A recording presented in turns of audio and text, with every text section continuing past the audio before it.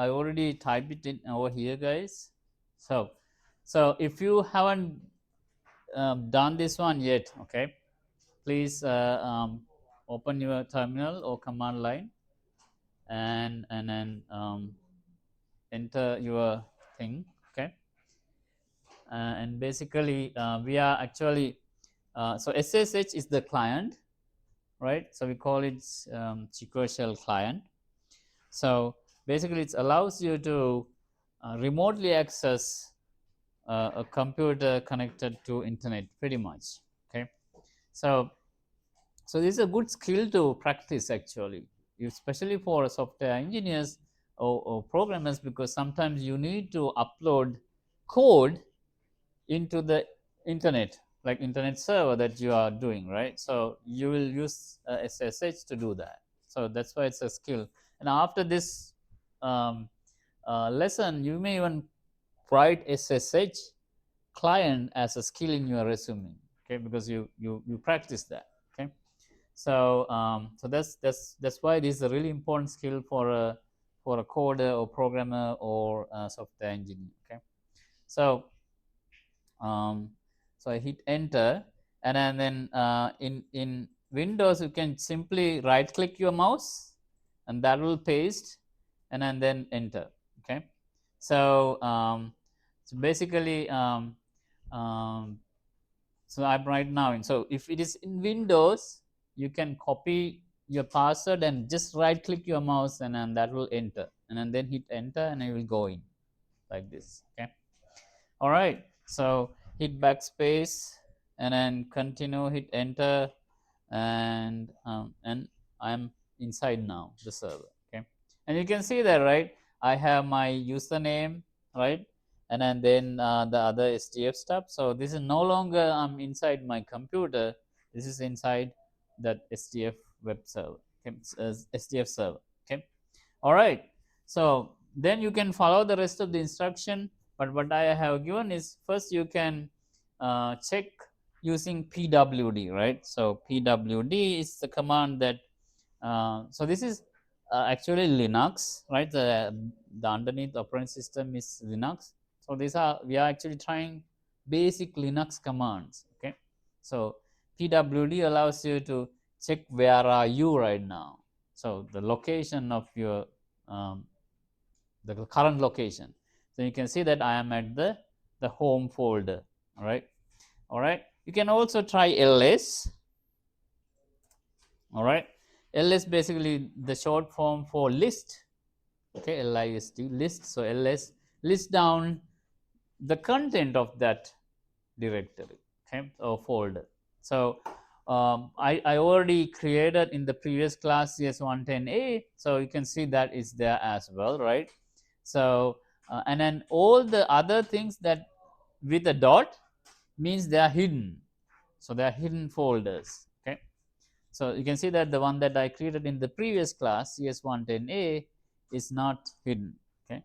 So I'm gonna now the next instruction is to create a directory. So the name, the command is actually make directory mkdir, okay. So mkdir and the name that you want. So I'm gonna say CS110A. We already have this one, right? So I'm gonna say like 07 section 7, okay. So I'm gonna create that. All right, you will see that nothing will happen, right? Nothing, you don't see nothing happening. But how can we now verify whether that has been created or not?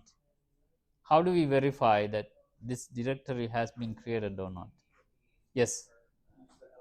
Yeah, we can use the ls command again, right? ls, and you will see that it's actually gotten created, okay. All right, so now we want to change the directory to this one. So we are right now at, I'm at my home folder, right? So I want to go to this one. So what is the command we use to change directory?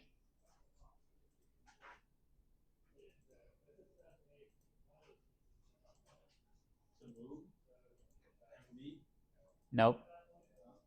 to change the directory to the newly created folder, what command should I use? It's in the instructions. Change directory. Yes, it's cd, right? Cd. Change directory means cd. Change directory. And this one, right? cs. I'm gonna copy it and then hope this works. Maybe it didn't. Okay. All right. cs 110a 0 07. Okay.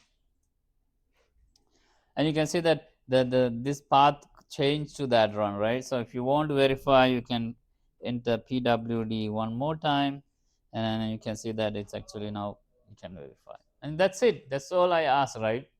So you get a screenshot of this and then submit, and we are basically done. Okay. So so I have this tool that this is the one that I can actually use for uh, painting on the screen as well. So it's PPINK. I use that tool actually to get a screenshot. So and then basically I would say from right here, and got my screenshot, and go back to the discussion, right? And then reply and insert, right? So do not attach, guys. Insert image, upload image, and then it's gonna be right here, and this one, and open. I'm gonna give it a name like SSH, submit. Okay. All right, and then hit reply. All right, any question on this? Did you all were you all able to get this done? Okay. We will do one more time today on, so this time on Hill server today. It's the same thing. We'll practice one more time on the Hill server. Okay. So it's a different server, not SDF. Okay. All right. Any question before we? Yes. Yeah. So the way to exit it, guys, log out. That's a good question, actually. Yeah. So basically, don't leave it like this, right? So because you are still logged into a something secure place, right? So you use logout command, and that's it. So use logout command, okay, to log out. Don't leave it. I mean, they automatically will log out after a while of inactivity, but it's safe to log out once you are done. Okay. All right. Any question before we start the new chapter?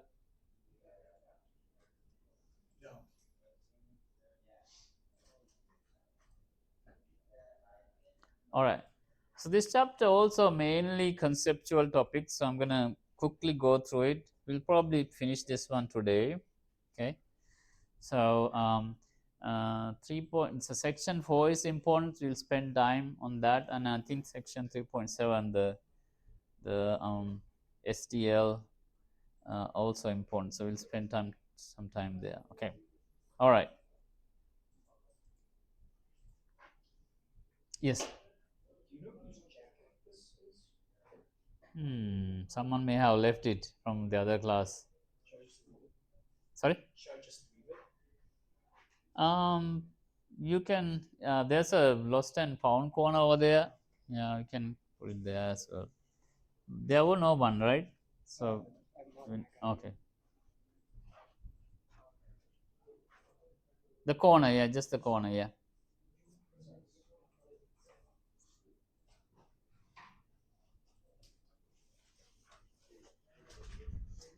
All right, guys.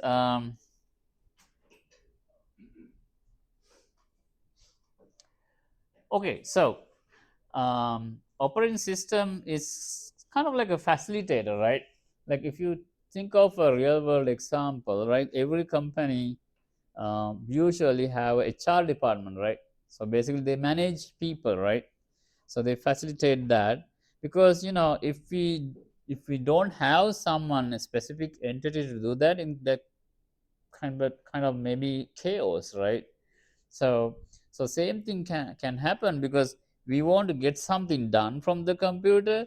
So there has to have an entity that manage the resources that it can provide, or also the other things, that, like for example, other devices we connect to the computer, right? The screen, the keyboard, right? So that entity is called the operating system, basically. So without a one, we basically, it's a we wouldn't be able to use the computer. Okay, so it's a really important thing inside the computer, right? So it basically help us, like by facilitating to access things, right? The things like files, or write files, um, um, um, access files, and also access other devices we connect. Okay, all right. So I'll be quickly going through this one, guys. Okay, so one major um, one major responsibility of this of operating system is actually managing the file system, right? So you can create files, you can create directories, so those things. Okay, so and then modern examples are like in the MacBook, it's Finder, and then it's Windows, we call it Windows Explorer, right? Right. Sorry. And here are some examples files. So I'm not gonna spend a lot of time, guys. There are other like nowadays there are operating system we call multi-use operating system, and in fact we I mean, I don't think we have it over here, but some colleges may have one big computer, and then there are a lot of screens created for many users, right? So basically in the industry we now have, like in cloud, like for example Amazon, AWS, right? So you can get a machine like operating system for yourself, but through you get access through your browser, but you basically the start using it on the cloud, right? So basically in there, what they use is basically create multiple user accounts, and then basically each user get their own operating system access. So that machine is really powerful one, right? So you have a bigger CPU and bigger storage, so that you can facilitate that. Okay, so so that's multi-user operating systems. Okay. um, yep. Yes.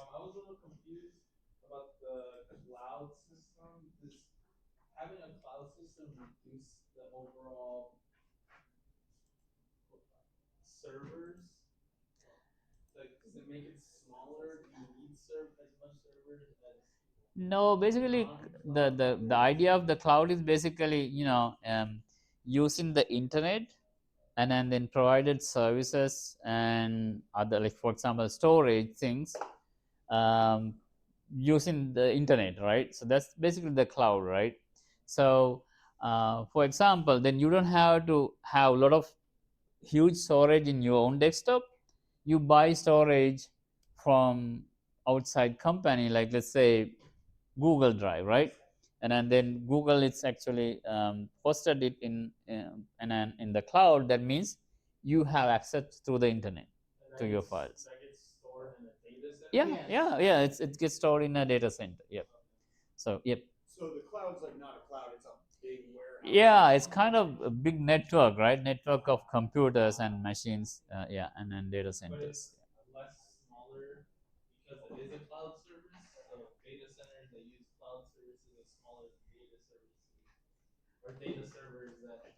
It's not like not less smaller, but it's kind of virtual. Yeah, go ahead. Basically, you don't see that big whole thing, right? You see it in your inside, like through your browser window, right?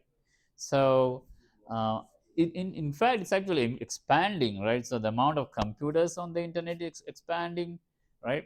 And then they are also becoming more powerful as well. So it's just the kind of a, again, it's an abstraction, right? So so the idea of a cloud is basically a lot of servers in there and then connected to a network like internet. So that's that. Okay. All right. All right. So to access, like for example, other hardware, like for example, keyboards, and then mouse things, you need device drivers, right? So modern operating system usually comes with those, right? So we don't have to install them sometimes, but though, like when we add a device, new device, if the operating system don't have the driver, it will ask for it. Okay. And these are some responsibilities of operating system: file management, and then multitasking. So this is an important topic, right? So what is multitasking? You do several things at the same time, and you can think of, like, I have, like, whole bunch of software running right now in my computer, right? So it's the memory also important uh, for uh, for having multitask, but it's actually the CPU, right? So so why, like, imagine this way hypothetically. So here's my question. Imagine, so modern CPUs have multi cores. So forget about that. Imagine a CPU, just one core, one processing core, right? So how is multitasking possible? Because provided, right, the processor, so this processor with only one core can only execute single instruction at a time, right? So then my question is, how come multitasking is possible? CPU can only execute one instruction, one small instruction at a time, right? So yes.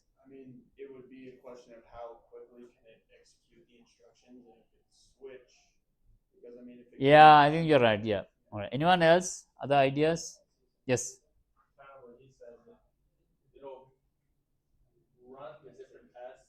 Yeah. So basically, we call it interleaving. Yeah. So yeah. And why it is possible? Why that way is possible? Yeah. And then us human, we don't have. So our speed is, what is our speed? The speed of brain, our brain speed. You're right. You're right. Yeah. You're right. Basically, it's 0.01 second. So 0.01 second to our brain takes that much time to process one single instruction. So for example, and that's why the moving picture was possible, right? So moving picture is, like you said, 26 frames per second. Let's say it's an example.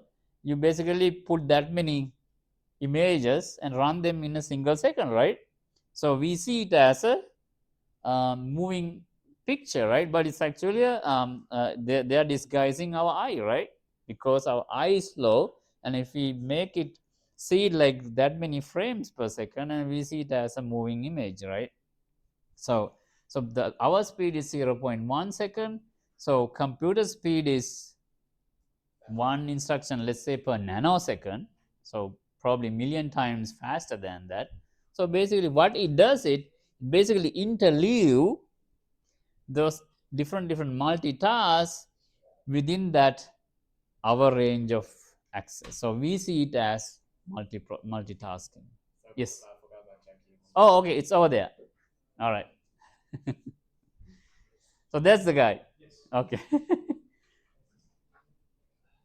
All right. See you. Okay.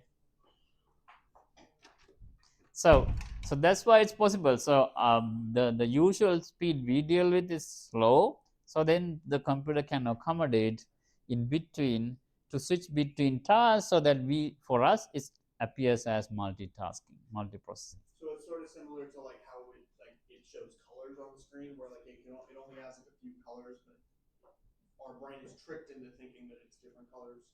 Sort of. I think you're right. Yeah. Okay. All right. So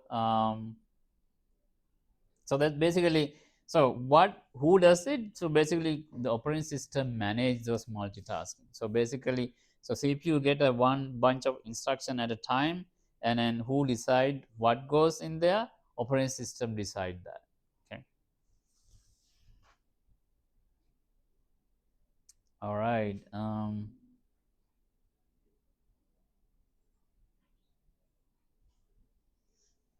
All right, so OS has a history. So the first one is actually Unix in 60s.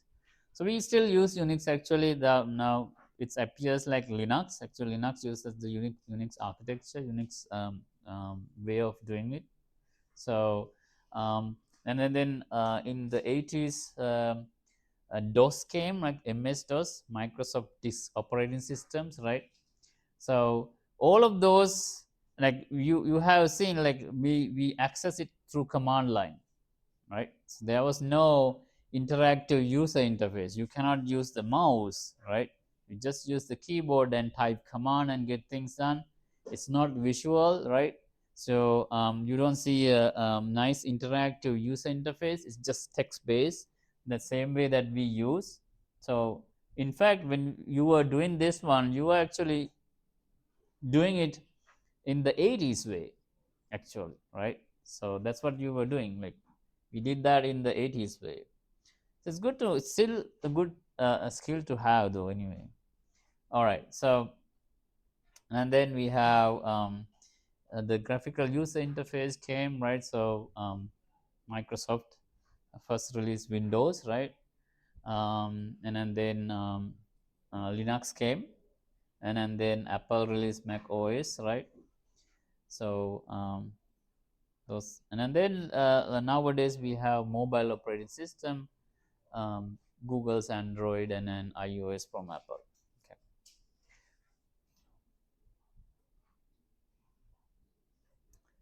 So this lists some best practices, guys. I'm going to let you guys read, so I'm going to skip to that one. So these are all um, completely conceptual topics, so not that technical. So I'm pretty much going fast. Okay. So this is an important topic though. Okay. So why troubleshooting important for us? For us coders, yes. Sorry. We make mistakes. Yeah, and we face code bugs, right? Buggy situation, right? So troubleshooting is really important. And in fact, I mean, any career, I mean, this is an important topic, right? So but the kind of irony is here that this is one of the top reason for CS student to quit. Okay, the reason is this.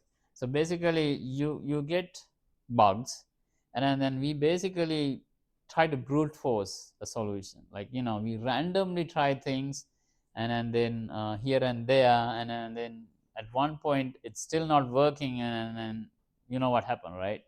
So it's the human nature, right? So we try and try and it doesn't work, and then the regular human nature is people quit, right? So this is also happening to like CS students, right? So that's the today is still the main reason for CS students to like drop out or quit is the this is the reason. So not knowing a proper way to troubleshoot. Okay, so let's talk about how to do it properly. Okay, all right, and then starting next week we're going to actually learn a formal technique to do that. So I will call it umpire technique. Each letter has a meaning, like U is for understand, likewise. So it's a kind of, it's a mnemonic. We will learn that technique, and then starting week 4 and all the way up to week 16 we will keep using that technique to solve problem in this class. So you will, each week you will improve. Okay, so in fact each day you will improve. All right, so but until then, so let's learn some few things. So I'm gonna uh, so basically for troubleshooting, one thing we should first do is we should predict possible causes. Okay, and then we should test them out, but there should be a order in which we should test them out. What should be the order? Easiest first. Easiest first, right? And then we go down. So the problem I was talking earlier is that when you try random thing, you may try the hardest first. Now it takes more time, it's frustrating, and you quit, right? So that's why we first need to list down from the increasing difficulty of courses, and then we basically test them out, and you know um, and then basically leave if it's not the case, right? So basically let's play this animation. This about a light bulb doesn't work, right? So we first predict and then test, and then if the test failed, then basically we neglect them, right? So and then go to the next test, right? So this case this light bulb doesn't work. This is an example, right? So let me ask this: what is the easiest um, cause that can have make this make the bulb doesn't work? Are we assuming that we know that it's flipped on? Because I mean, Yeah, we are switching on. So let's imagine the table lamp. You switch on, it doesn't work. I mean, either the light bulb being broken or it being plugged into the socket. Yeah, my question is, what is the easiest to test? Now you said actually two actually. This plugging check. This Yeah, so you basically look whether it's plugged in or not. It's just looking, right? So that's the easiest to check. If you choose to test whether the light bulb is working or not without checking that, now it's a harder one, right? Because, well, you need other things to do, right? Yeah. So well, let's play this one. Okay, so turn on off and it doesn't work, right? So now one thing is one test, I think they are not putting it here in the order though. So one question is no electricity, right? Maybe the electricity is gone to the house. So how do we check that?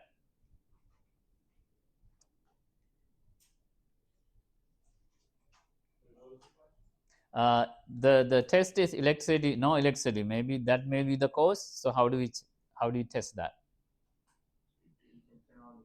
Yeah. So one thing you can do, you can turn on the TV. Well, sometimes maybe the entire house, right? So you can ask from the neighbor as well. Hey, do you have power? Right? So you can do that as well, right? Sometimes only one circuit. There's a good chance that only one circuit is gone for the house. That may be the reason as well, right? So that's that. And the next one. All right, so next text, they are not putting it in the order, guys. Okay, so maybe the bulb is burned out. So how do we check that? Yeah, put like you put a working bulb, and if that works, then that is not, well, if that works, then that is the reason the bulb is burned out. If the new bulb work, the working bulb work, right? So then that's the reason, right?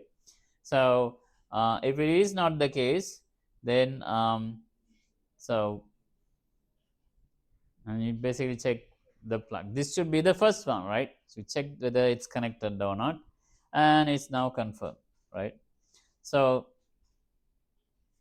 all right, so basically what you need to do is basically, so list down possible causes, and then in the order of difficulty of execution, and then test them out, and then write off one that doesn't work, right? So the test that fails, right?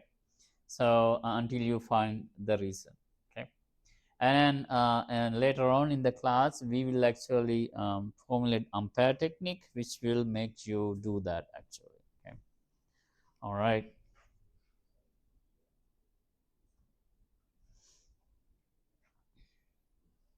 All right. So this topic is about information systems. Okay. So, and you can see that the people involved, technology, and then the people, and then the methods. Okay. And then for methods, we use like flow charts to represent them. So, those are the three components of an information system. And then there's some evolution of the history of those.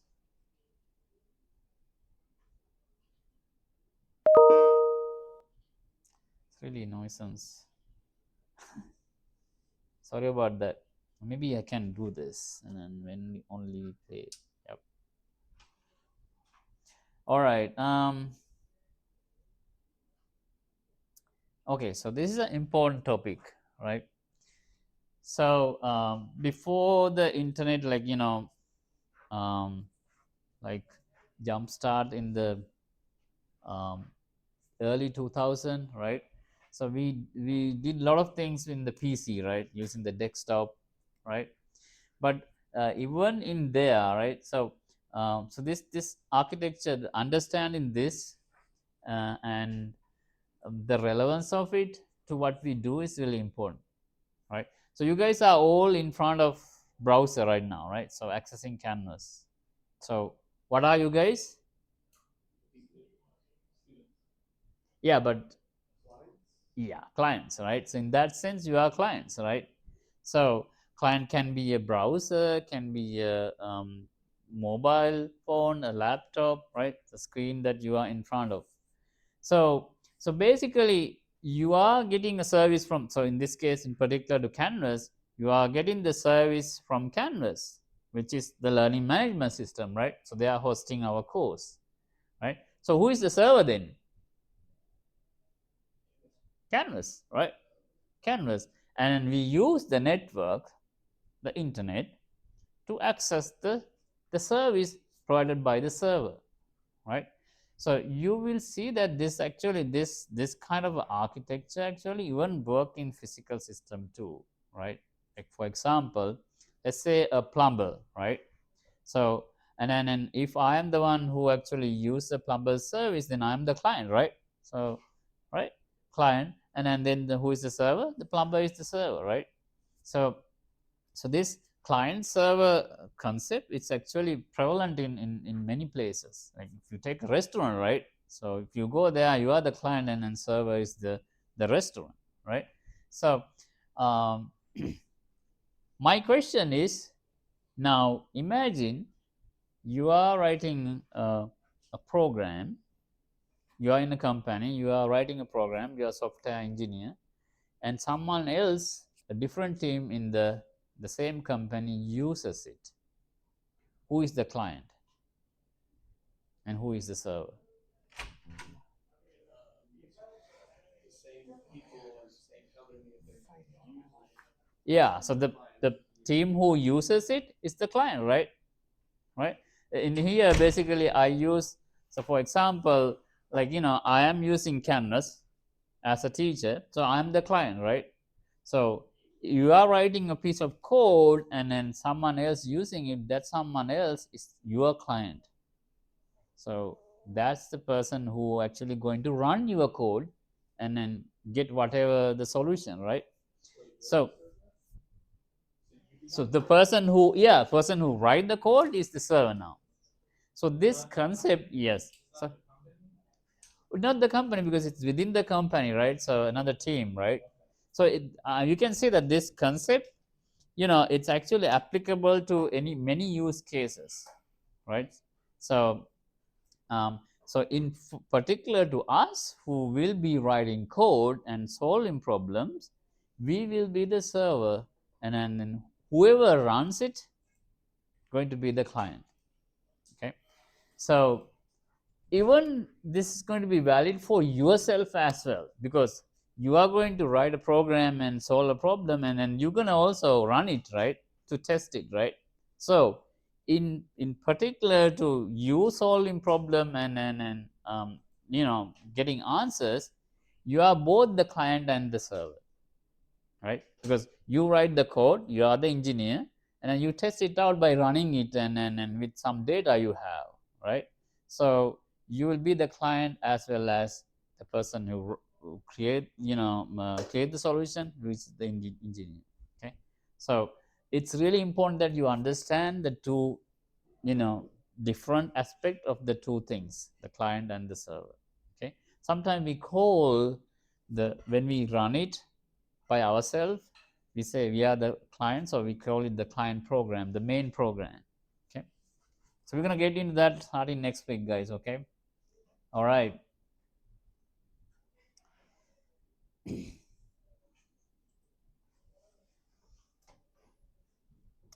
So some history here, right? So please read through them. Okay,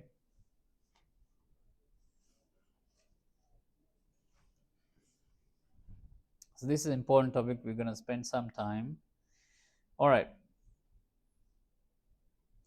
so in not just software development, in any development process, there's a regular process to follow, right? So it's valid for software project as well as physical project. Okay, so imagine, let's say, yeah, so let's take an example. I mean, last week there was a news that, okay, California are going to build another dam, and federal government just approved it. Okay, so so they basically they have been doing an analysis for almost a decade now, right? So I mean, you basically, without analysis you don't do anything, a big project, right? So we call it, like in a physical project we call it feasibility study, right? Whether the project, and then you basically evaluates the benefits and then also the drawbacks, right? And then you make an assessment, right, whether it's more benefits versus the drawbacks, right? So that's what we call analysis, we call it feasibility study, right? So state have been doing for almost a decade, and then federal government just approved it, right? So it's a new dam they are going to build. So it's gonna give more water to Central Valley and also I think LA suburbs. Okay, so and also it might actually produce hydroelectricity as well, right? So we just, okay, so became an idea, and then we don't go and do it, right? So we do that analysis, that's the analysis. And say we have to do the same for software project as well, right? So so that's the analysis part, and then design. So without designing you don't do anything, right? So you first have to design the dam, right? And then do it, right? So same for software project as well. So you have to design the user interface, you have to design the interactions, right? So that is basically the architecting part of the project, so design process. And then, so once it's done, we basically can go to implement system, we code it out or build the dam. Okay, in the end, right? So we have now the product. So we first, before we release it to the public, we test it out whether it worked or not, right? So same for the dam as well, right? So without we filling up, we probably can test, do things like whether the spillway working or those things, right? So so those are the things.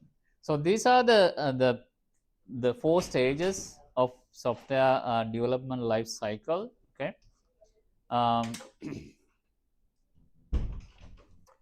so we call it SDLC. So there are two main techniques. Okay, so one is waterfall method, the other one is spiral. Okay, so let's start this one. So waterfall technique, basically we complete the entire process. Okay, so in waterfall technique, we basically finish the entire process, um, and then once we get the final product, we test it out, right? So we release it to the public. Okay, so what's the disadvantage of this? this technique? It takes longer. Takes There's longer, less, okay. development. Like it's Yeah, it's take longer. Obviously, you are finishing, right? So all the way to the end. So in between, we can, yes, there's only one testing period. yeah, it is in the end, right? So imagine you made a huge blunder in the middle, but you still get to test it in the end of the project, right? So now it doesn't work, right? So it has a, like, for example, doing a huge software project in this way is, it's really risky, because if you made a big mistake in the middle, you basically wait until the end of the project to test it out. Okay, so and then I think that's, I mean, you can Google. Some people say that, okay, Windows Vista was a waterfall project. You know Windows Vista, right? It was a big failure for Microsoft. I mean, they quickly released the Windows 7 to you know brush it off, basically, right? So some say that it's actually they followed this technique and without testing and things, and in the end they tested out, and then it was there was a lot of security loopholes, right, in there, right? So there were a lot of problems with Windows Vista. So you guys can Google. Some say that it's actually like that. It's not definitely exactly waterfall, but some may have been that. Okay. So the other technique is um, the spiral way of doing it. Okay. So basically, in spiral technique, what we do is this: we start off small and pick the most like basic set of features to implement, and then scale is small. So for example, let's say we are creating a product that involve 100 big tasks, but we pick bare minimum, let's say 10 tasks to do first, but we still get the end product in the end, right? So you can imagine many ways, like, like, for example, um, like creating a text editor, something like that, right? So you have the UI. Let's say you pick entering and putting in text, but there's no copy paste yet. So you basically you have the user interface, and being able to type is there. So you have the end product, right? So in the end, you have the text editor that you can enter text, but copy paste is still not working. So if you can do that and then verify it working, then you know that, okay, so then we can add the rest of the features like copy pasting in the next cycle, right? So that's, you can see that it's a bigger cycle, right? So likewise, we grow from smaller product and then in stage by stage, so that we don't, if we make a mistake, we can correct it without losing lot of time and resources, right? So that's the idea of spiral method. Okay, and then in fact in the industry right now, the industry uses spiral technique. I mean, one of the technique is in the spiral technique called agile and scrum methodology of development, agile dash scrum. So in there, so we can see that there's one spiral arm, right?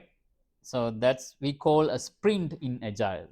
So in a single sprint, in the end, we have a testable product that we can test in a within the scale of the things that we pick to develop, right? Like the text editor example, right? So we can test typing text into the text editor at the end of that first sprint.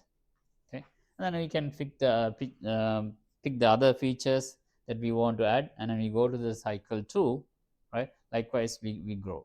Okay, so that's going to be sprint 2. So sprint 1, sprint 2, likewise, until the end of uh, the project. Okay, sometimes it may be the ongoing as well. So add more and more features, and you still growing continuously. Okay, All right, that's the spiral architecture, and then in the industry we call it agile and sprint. Agile and Scrum method of development. Okay. And in there, each spiral leg is called a single sprint.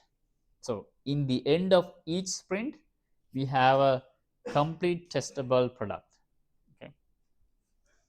Okay. All right, guys, let's take our break. It's almost 12. Sorry, 11. Yeah, Sean, can you help me? Yeah. Repetition is really important. So you have to practice and practice and practice, and then that's why we will do the server login thing one more time today. Now with the CCSF's Hill server. Okay. All right. So let's continue.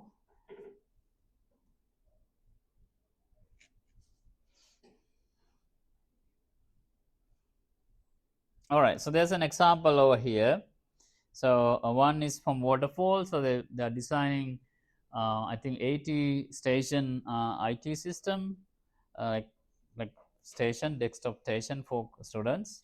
And you can see that you are doing it from or top to the bottom, all like for all 80, right?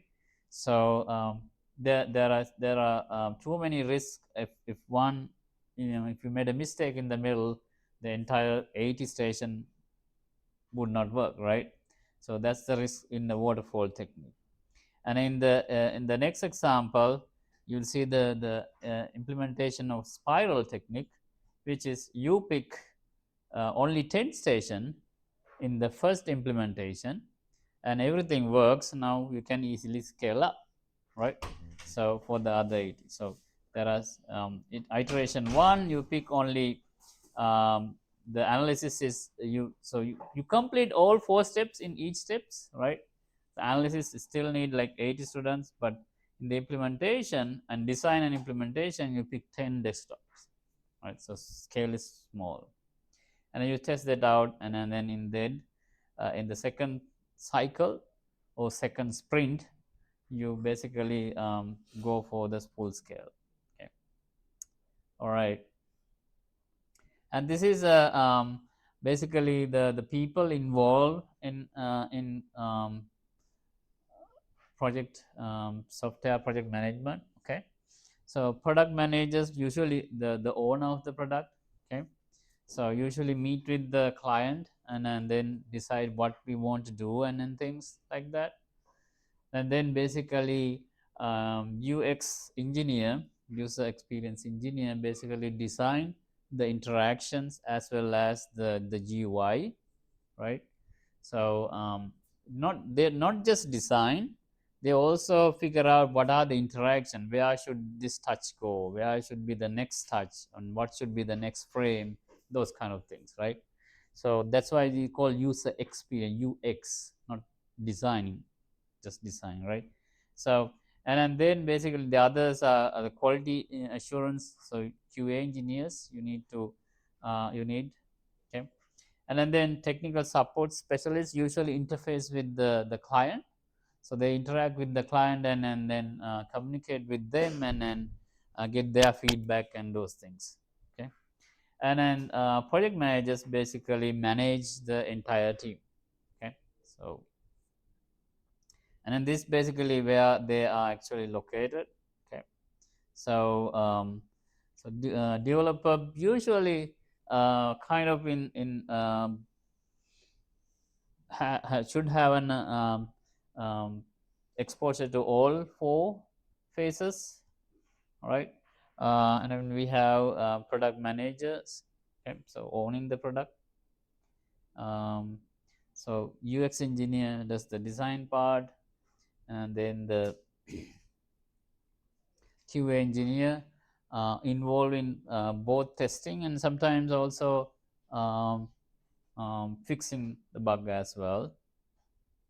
And then once you are in test, once you are done testing, basically tech support specialists interact with the client or the customer.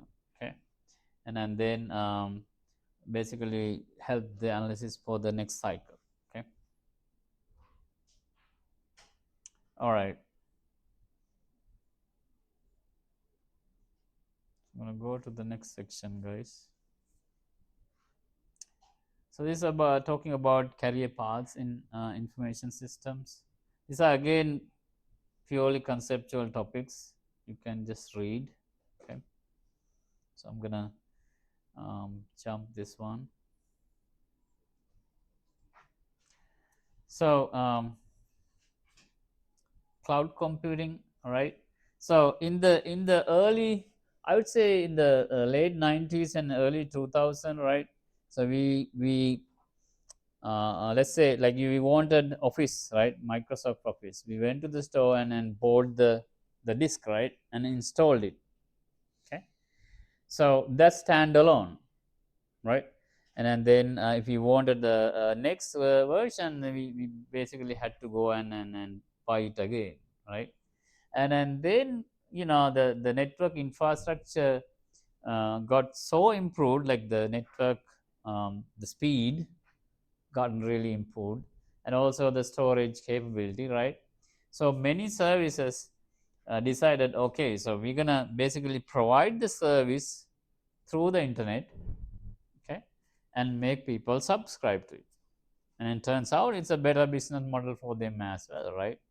So for example, instead of selling your disk for, let's say, 150 bucks, they're going to charge forever $15 per month, all right, for the subscription fee. So that's what Google did for Google Drive, right? So I think they charge around $15 per month for 200 gigabytes, I think, 300, right? So many other services, including Microsoft for like Office and also storage, right?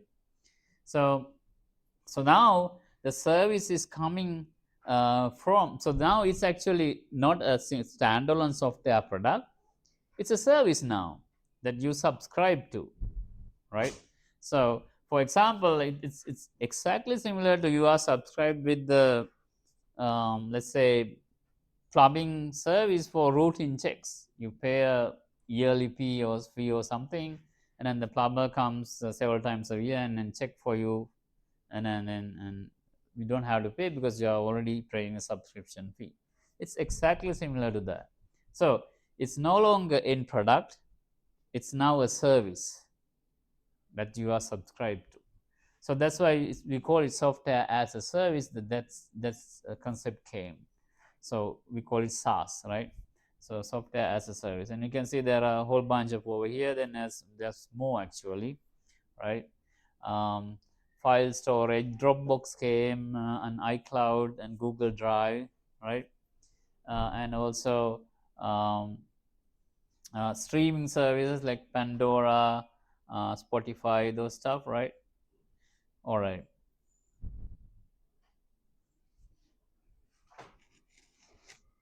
And then there are benefits, right? You can see the little or no software installation. You just go to the internet and sign up for the service and pay the fee, and then you have it on your desktop, right? So, and it's scalable as well, because you don't if it is you, then you have to have it on your desktop. But this is for the cloud, so you don't need to worry about having a big computer at home, right? It's somewhere else on the internet.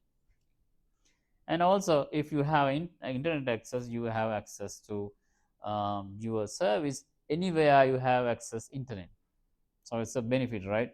So imagine like you had a standalone Office, but it's only in your desktop, right? You cannot access it from anywhere else. So now you have access to, let's say you subscribe to Microsoft Office through internet, 360, right? And you can edit your document anywhere you have access to internet. So that's the convenience, right?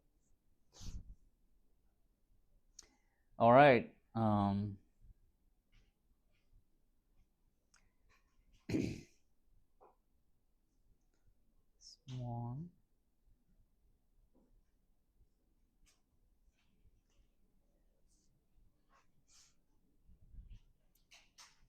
All right, so that's SaaS. So now then came the infrastructure as service as well. All right.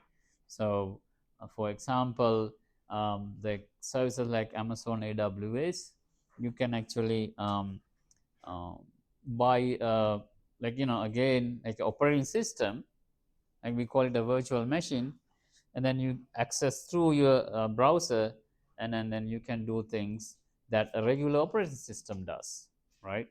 So that way, so there's another concept that called infrastructure as service, IaaS, and then later on it broadened further to PaaS, platform as a service. Okay, so those are like Windows, Azure, and then AWS Elastic Beanstalk. Like basically, it's again a company can go and buy a space to do their own computing as well as their own hosting the network. Okay, so and then that's one of the reasons. Like for example, Canvas no longer keep their own servers these days. Like Canvas, you guys, that learning management system, they use AWS actually to keep their files and everything, and then to provide the service to students and teachers. And that's one of the reasons. Like last semester, you guys remember it was in the news as well. AWS had a major bug, like there was a big shutdown, like crash, I would say. 70% of the entire internet, I think, yeah, 70 is a good number, like stopped working because of that bug. So for about one single day, many services got disrupted. Canvas, we didn't have access to Canvas. There were other services like I think there are big names actually, like the Heroku, the streaming services, they got disrupted, or even CNN got disrupted, right? So and you can see that because they are also using this platform as a service without doing their own servers, because again they can save money by just giving them the thing to take care of, right? So there are other things, drawbacks as well, that what we experienced last semester, right? So if something happened, then it's the whole thing get disrupted. Okay, so they didn't say that it actually like an attack or something, but it have happened. That was it. I don't know what's there's no specific information to that. So it happened in New York, and then it's spilled over. Okay, all right, there are two case studies then. Okay, you guys should read through this. Okay, please read them completely. Okay, so I'm not gonna go over them and the other one. So basically this is the last section of this chapter. Okay, all right, so we are ready to do the chapter 4. So don't miss that next week, guys. Okay, we are starting to learn programming. Okay, so chapter 4. So what we will do is, so Tuesday we will use turtles to do visualize coding. Okay, and then my try is I will try to do the Thursday, that will help you to do the assignment of that module. Okay, so that way kind of you will get in the end, like Thursday you will get to do some practice that will help you to do the assignment of the same module or same week. Okay, but first day, Tuesday, we will do like using turtles, we'll practice the concept we learned, and then it's a visual environment. Sorry. Okay, all right, so I'm gonna go over quickly the two things you guys need to submit. Some of you guys already submit this one, like this one, your individual discussion, right? So that's basically it. Will the two things that we did, like last Tuesday as well as today, will really help you to do this one. Okay, so all you have to do is follow these instructions, and then access that file, and then and then read that file, and then basically you use cat command to print that file. Okay, so and then basically to submit, and there are a few questions for you to answer, and then submit. Okay, all right. So that's your the discussion assignment. For the assignment, actual assignment, what you have to basically do is basically come up with the problem that you resolved in the past, or you can imagine one as well, and then you need to first lay down the problem, what's the problem that you solve, and then come up with at least 3 hypotheses, right, that you tested, and then the way step 3, the way you did the testing. Okay, so and then make sure to list them from easiest to hardest. Okay, and here's an example as well.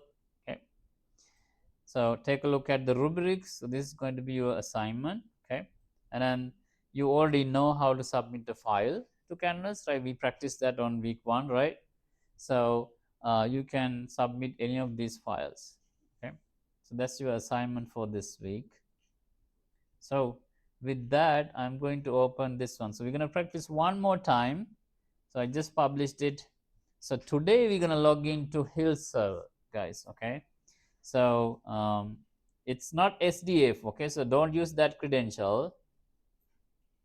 I think this one probably, yeah. So we're gonna believe it or not, we're gonna run our first Python program on a remote server.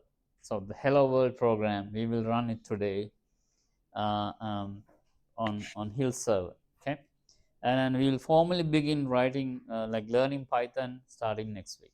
Okay, all right. So that's why I name it like running a script on a remote server. Okay, kind of like it's how we actually run. Okay, it's how hackers run nasty code on servers. Okay, so you get access and then run it, right? So